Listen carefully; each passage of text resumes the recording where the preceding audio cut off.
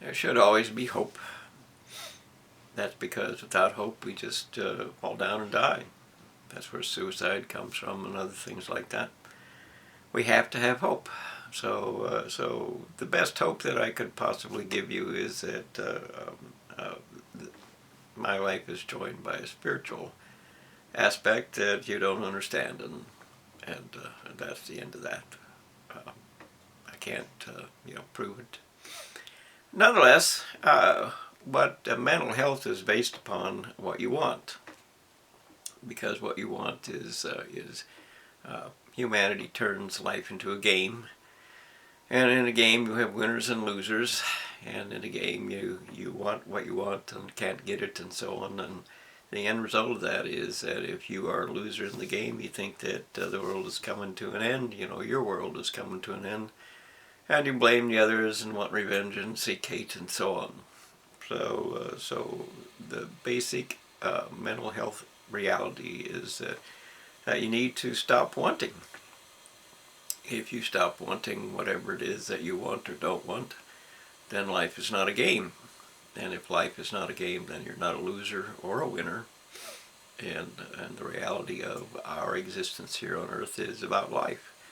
Not about what you possess or don't possess, or a trophy or a trinket or a toy, whatever it is. It doesn't matter, because life is not a game. So that is the basis of all mental health. And if you simply follow that rule, that life is more important than your want, your mental health will be okay. It might not be great, because the fact of the matter is that people are very buried into the idea that you can't trust anyone. You can thank television and media and all the diplomas that create the maze of traps that we live in. You can't step outside the door without falling into one of their mazes, or intent to maze or trap you. So everything you do, everything you want, everything you seek, it's all a maze created by university diplomas who believe they can play God by simply leading you, manipulating you, tempting you, and so on. So if you're going to have a mental health for yourself, you're going to have to remove the idea that they get to tempt or manipulate you.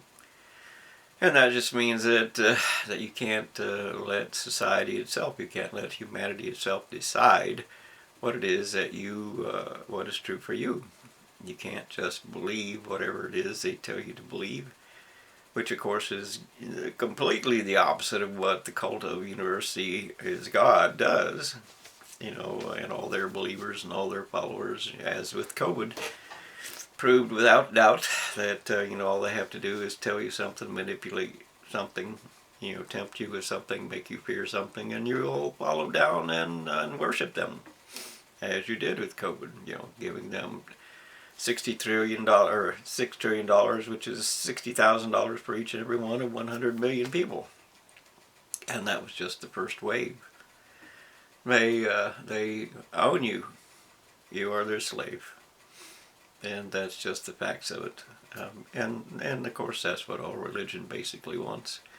And we're talking real religion, which is, what happens when you die, or how did you survive, how did you live, but the cult version of religion, which is of course what university is.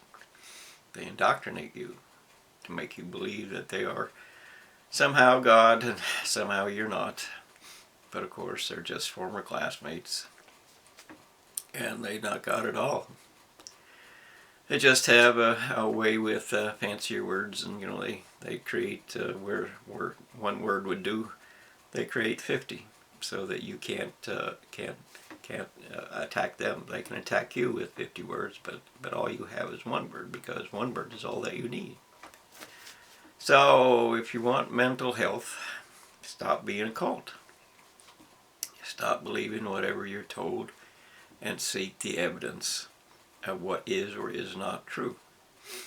And especially understand the evidence of what it costs to be wrong. That's a primary focus of everything in this world. You have to understand what is true, and you have to understand the price of being wrong. So, that's very important to mental health as well. If you understand what is true, if you live life rather than you live want, your mental health will be better. And of course, then we have all the things that that university does, and we can take a look at. We'll just go to redshift. That's the case of the universities declared that the universe is expanding, and it may or it may not be, but they declare they know that because of redshift. But redshift is how they measure a movement of a planet. And planets only move around galaxies, and they can't measure a galaxy. So they have no evidence at all of expansion or contraction or whatever it is. They don't know. Because their way is just like evolution. This looks like that. Well, it doesn't matter. And then, of course, we have CERN, which is just a big a train crash. They speed up atomic matter to the point of, with magnets, to the point of, and cooling, to the point of light speed, or just about, and then they crash it into each other. Two trains going in opposite direction, and they close the gap and smash it into each other. And have declared that they found 24 different new elements from that. But none of those elements, well, the one that they discovered in the 50s from crashing things, might be available to measure, but none of the rest are. You can't measure them physically. They're just computer images that last for a millionth of a second. That's all it is. But they have to create something or you shut CERN down, which is a big experiment in tragedy, actually. Changing the actual magnetic field of the Earth. That's what they do. They change the actual magnetic field of the Earth because of what they do, and no point in explaining that. But the end result is that you should at least look at what they claim is an element, and you should consider the idea of how they say this is how elements are formed. Well, it's not true. Like so many things, let's just put it into the reality of a universe. We have a universe out there in space, and we don't see anything moving at the speed of light except for light itself.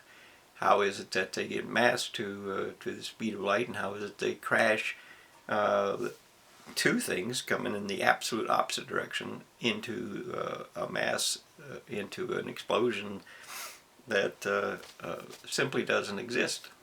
They can't do it. The universe doesn't do it. It's just a complete delusion. It's a complete lie to let them play the game. They are playing the game of we can play God.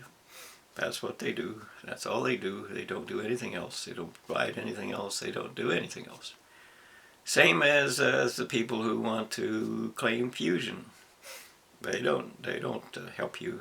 They claim that they're going to solve the problem of global warming and end the crisis of greenhouse gases by igniting atoms on fire. And don't let them tell you that they're not trying to ignite atoms on fire. That's all a atomic reactor can do.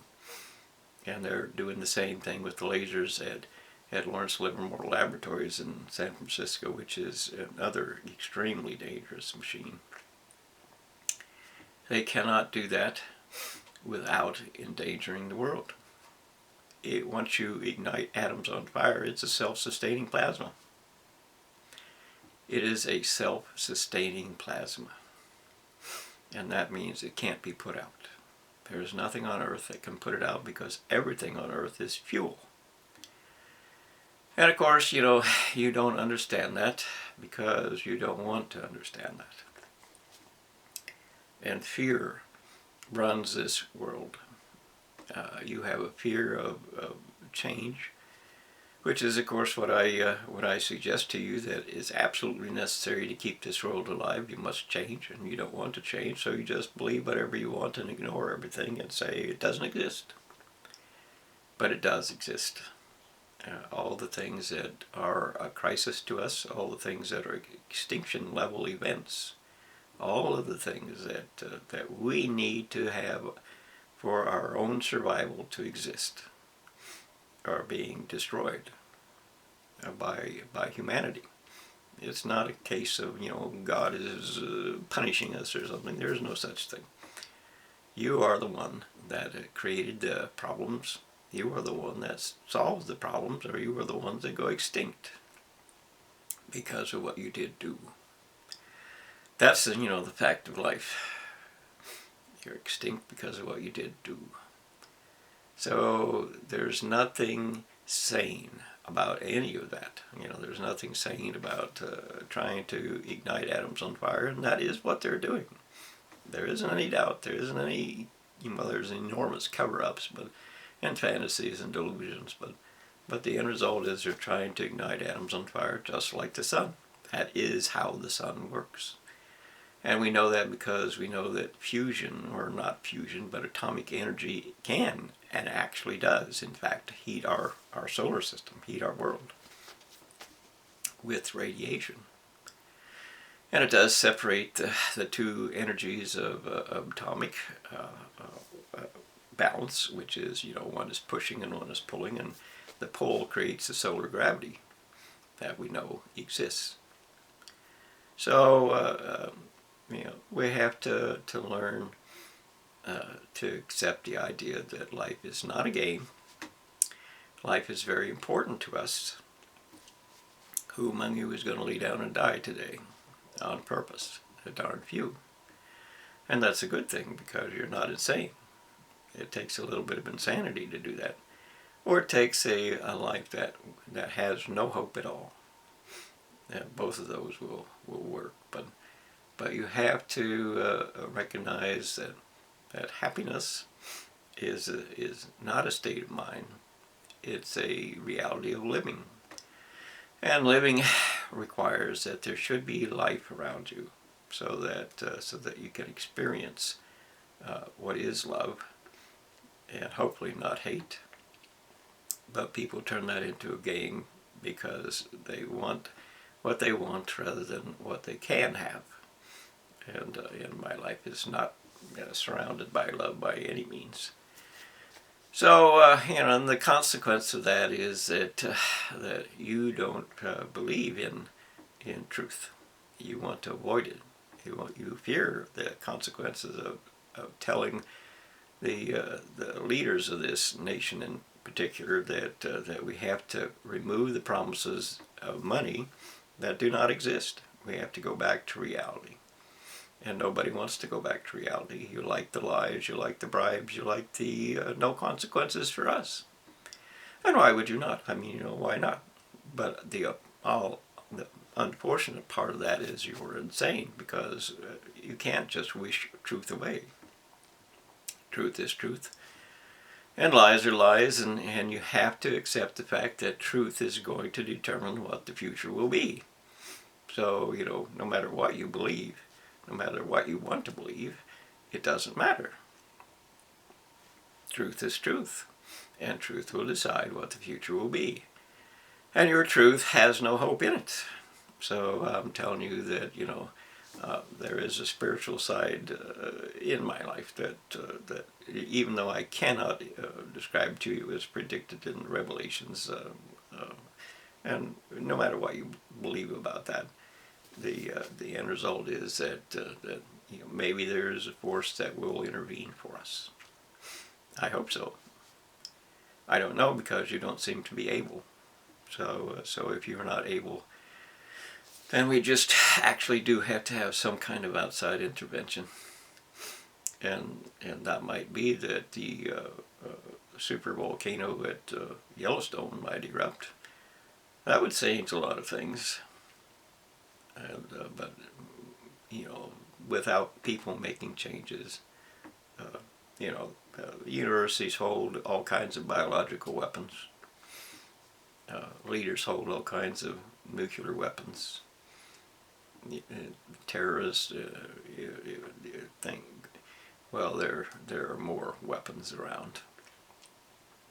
So That's not an answer. World war will be the end of life on Earth.